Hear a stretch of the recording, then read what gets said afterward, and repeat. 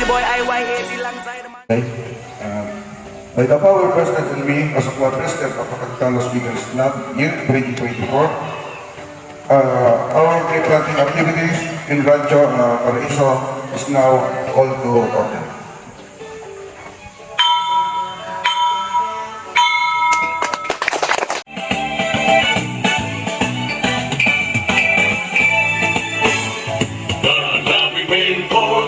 We say, over strength and mind and energy, we dedicate fraternal love, service for the good of all humanity. We're eagles, the Philippine Eagles, lasting peace and noble mission. We're eagles, strength to the people, pillars of the nation. For brotherhood we work and serve, peace, equality, and unity. In this system of human care, we will serve our lives to all humanity. For eagles, the Philippine Eagles, lasting peace and our mission. For eagles, the two people, pillars of the nation. For brotherhood we work and serve, peace, equality, and unity. In this pursuit of human care, we will share our lives to live our liberty. Umayang kanila! Umayang kanila! CS, community service. So yun po, maraming salamat po. Welcome po kayo dito sa Rancho Paraiso. Enjoy po natin. Ano po, may outing po kayo ba yan? No? Sama po kami. Tuloy lang. So yun po, maraming salamat. Mabuhay ang Agila. Next po, ang ating Saniblahi Club President, Kuya Jumel Mariano. Alam buhay ko sa atin. Mga kuya, so president. Iyak na yan. Salamat sa lagi sa ating gobernador at pinalakan tayo sa dumating Kuya Vice Governor natin, Kuya Nick. Maraming salamat sa paano natin rin kay Kuya Alan, Kuya Alfred, at kay Kuya Jasper na pinabigyan kami dito sa kanyang lupa para rin tayo, para matulong tayo sa kalikasan. Maraming salamat.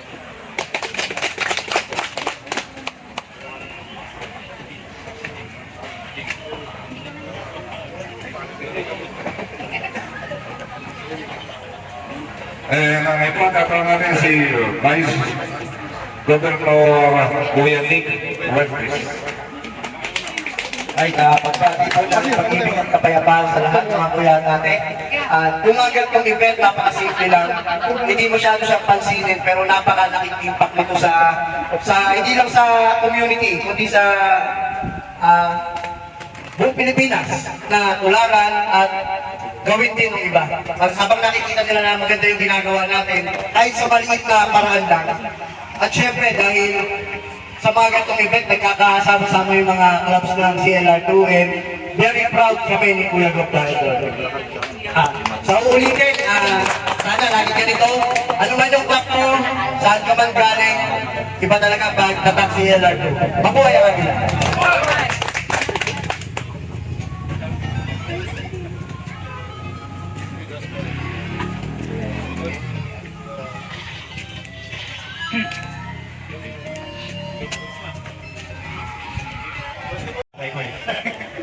From district to Bert. So, yun. Alam niyo yung pagiging patriotism. So, nakita ko yan during sa West Philippine Sea. So, noong nakaraan, galing kami sa West Philippine Sea. So, nakita natin yung situation ng ating bayan. So, bilang KR ng family, napakaganda yung ginawa natin bilang patriotism.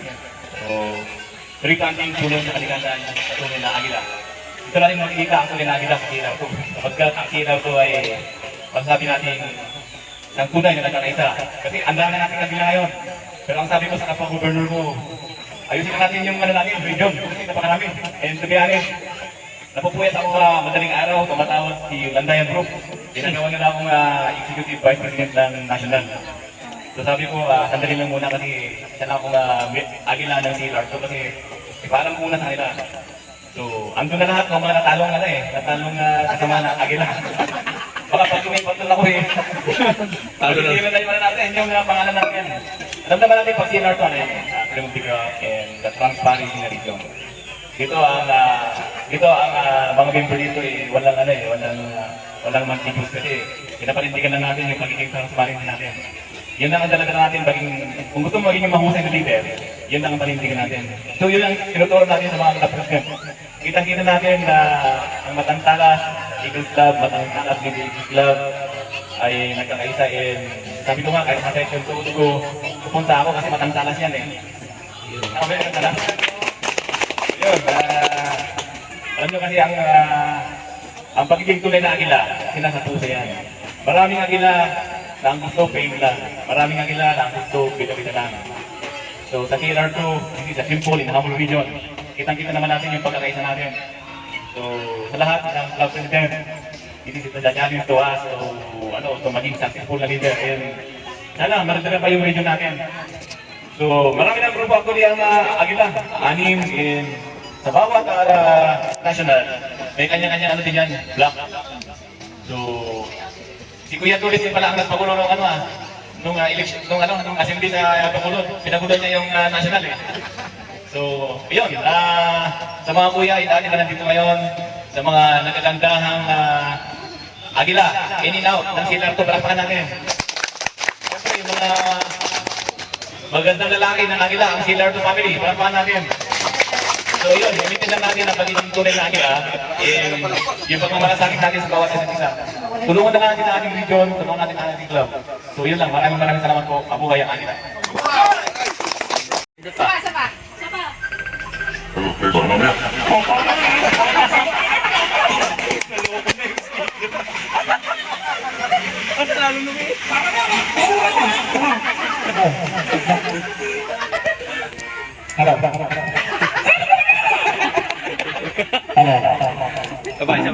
Mas maganda yun. Hello. Ayan. Pagkipinan lang din. So, balik po ako. Maraming po salamat. Kasi ulit ka pagkatap. Medyo busy lang po kasi Sabado po kayo. Kaya hindi po ako naka-join ngayon. Pero pinapanood naman po kayo. Pinapanood po kayo sa CCTV kanina. So, marami pong salamat. Hindi na tayo nagkaroon ng banding. Sana magkaroon tayo ng parang get together. Lahat ng mga ate at kuya, dito po gaganapin sa Rancho Paraiso. Kayo po, sabihin na po kung kailan. At maganda po, marami para magkakakilala po tayo lahat. Buong CLR2. Maski po mamaya, pagkatapos po namin natin. Andiyan na naman po tayo para isang. Malabang ka, no? So, sana po, yung mga nandito po ngayon, kita nasa loob na po kayo. Sana po, mapasyalan niyo po yung 34 hectare. 34 hectares po kasi yan. At meron po tayong iba't ibang amenities like boating, pwede kayo magbangkanon. Napuntahan niyo ba hindi, no? Hindi nakita, no? Pinanda ko lang nga doon ang nyug eh, kasi meron pa kami 2,000 nyug. Baka ka kung ano kayo, di kayo pagtatanin. Meron na po tayo 9,000 puro ng nyug dito. Meron na rin po tayo 2,000 na guyabano, 5,000 po na kawayan, yung mga buko. Meron din po dwarf bingo, 2,000. Meron pong dwarf guyabano. Lahat po dwarf, kasi kahit ko lang yan mga dwarf. Tapos, yung 9,000 at plano po namin magtanim pa muna maraming mga puno. Para pagpalit natin mga 3 years, 5 years from now, dito tayo magkita-kita. Palipuno lang kasi nandito. Tapos po, tanong po kayo, sana mapuntahan niyo po yung mga amenities like boating, Mr. Moon. Meron din po tayong hanging bridge. Pansutin niyo, maliit lang din. Hanging bridge, meron po Agus Waterfalls, meron po underground tunnel. At ngayon po ginagawa po yung castle. Bumapapasin niyo po doon sa may. Maliit din, pansutin. Pero bukod doon, yung mga giant naman kami, mga giant na lang nyo, mga plato. Yung plato ng lola ng mga ina nyo, makikita nyo doon, losa ba ang tawag doon? Noong araw, yung plato na may babae at lalaki na sa tayo, sa gitna. Papansin nyo, siguro nyo ba napuntahan? Doon mga giant po. Giant rumpo, giant giningang bato, giant cassette tape, giant planchang tuling. Lahat po nang wala na sa Pilipinas, dito po, giant naman yun. Okay, meron din po kami itong giant eagle statue. Yan, tayo po ang nagkaroon. Pero nakita nyo, pinagkala po namin ang pakpak. Nakita nyo ba? Papunta nyo? Kasi para sa sumo, parang nandun siya eh. Pero papatap po kasi ng pag-umahangin, gumagalaw po siya. Yan, so, Tapos kung may clever kasi na, siya. Sasayaw na. Nagtitiktok nga yun eh. Kasi lahat po gusto po namin dito yung pinaka. Okay? Malaking eagle statue, pinaka-kauna-unahang train sa ibabaw ng bundok, pinakamalaking nature park sa buong Rizal, Nueva Ecija, pinakamalaking hydroponics farm sa buong, hindi ko lang kung Nueva Ecija, pero pwede namin click Rizal, kasi nilisirata kami sa Rizal. Pinaka-kauna-unahang skywalker sa buong Luzon, dito po matatagpuan, lahat po na pinaka-booking may-ari. So, lahat po pinakamaraming eagle na gathering mo muli nangyari sa atin dito. Tapos, meron din po tayong always be may bibe. Yan, ito po, iba't ibang klase ng mga bibe, gansa, pako, tigala, meron po dyan. Nag-breed na rin po kami.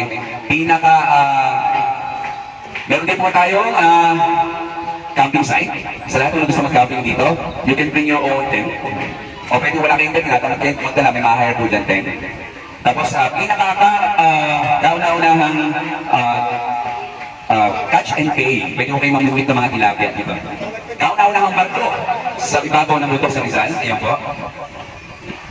Tapos, kasi marami po kami plano para dito. Land-range cable car na pag sumakay po kayo, liliputin po yung 32 hektarya. So sana magkita-kita tayo. Hopefully this is not the last time that we see each other. This is the first time. At lagi po sana kayo makapasya dito. Kung may mga event po kayo, like birthday, reunions, graduation, any mass gathering occasion, meron po kami Jasper Hall, meron po Jasper Dome. So mamili na po kayo kung saan po gusto ninyo. Kauna-unahang nature park na may sariling radio station, dito rin po. At sa kayo po, kami na po nakakarinig doon sa 34 hektarya. Doon po kanina nag-announce po ko, narinig niyo po ba doon? Yan, dito lang, kayo na po nakarinig. Pero, plano po namin street points radio station, naabot po sa 5 probinsya, Pampanga, Bulacan, Vizcaya, Ecija, at saka po Tarlac. So, kailangan ko lang po ng 7 million. Baka may 7 million kayo po tayo nyo. Magkatayo tayo ng radio station dito po sa ibabaw, kasi mataas po dito bilang tower, dito rin po yung radio station. Ngayon, kung sino man po sa inyo ang may kapirahan at sobra-sobra, dito lang po kami. Handang mangutang sa inyo. Okay? Or you could be my partner for the radio station. Hati tayo sa kita. Sorry. Hati tayo sa kita. Alright? So, 7 million po ang kailangan mo. Gawa po ng frequency, basta may house po kami contractor na magkatayo yung radio station dito. Okay, tapos kauna-una nga, pineapple farm o sunflower farm na malaki. Marami po kasi makanting lupa dito. Kauna-unahang, meron po tayong water supply, 4, windmill, 2 solar at 1 electrical. And hopefully, kauna-unahang solar jeep. Opo, in order ko po. Kauna-unahang solar jeep, yung po iikot sa buong Rancho Paraiso, solar po siya. Kasi ang gusto ng Rancho Paraiso is we're using the renewable energy at least 80%. Sana kahit 100% mas maganda. We do have 500 solar lights. Yung natin yung Agos Waterfalls, yung mga matupid, solar po yun. Yung fountain natin dyan, solar po nagpapagana dyan. Okay? At kauna-unahang solar jeepney dito po. Siguro about 1 month po bago po siya nakatira. So yun po, maraming po salamat. Gutom na po ba kayo? Medyo. Ako gutom na eh. So maraming po salamat for giving me a chance. Nakakapagsalita po sa inyo lahat. Maraming po salamat.